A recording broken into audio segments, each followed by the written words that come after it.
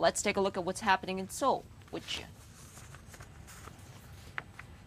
Thank you, Carrie. Korean markets are slightly lower now than the open, but the pharmaceutical names are still rallying. The sector is up more than 10% on news of the Hanmi Pharmaceutical deal. That is the biggest diabetes, actually not just diabetes, the biggest drug deal ever in the history of the Korean pharmaceutical industry.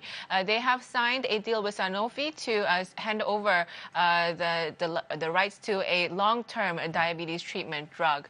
Hanmi is now up at its daily limit of 30% after its gains yesterday as well. Quickly, let's take a look at the overall index. We are down just 1 point today, and the autos are down 1% for Hyundai Motors and Kia as well.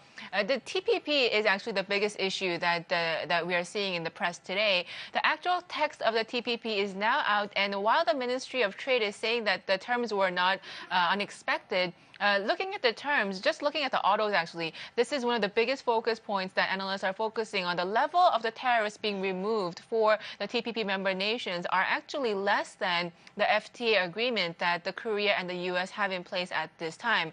Also, the fact that for the autos, the Korean-US FTA means that tariffs are removed starting next year, while for Japan and the US, as per the TPP, it will be spread out over the next 25 years, meaning that the Korean automakers are at an advantage on this point. That was a check on the Korean markets about 2 hours into trade. We'll be back on Squawk Plus with much more. Stay with us.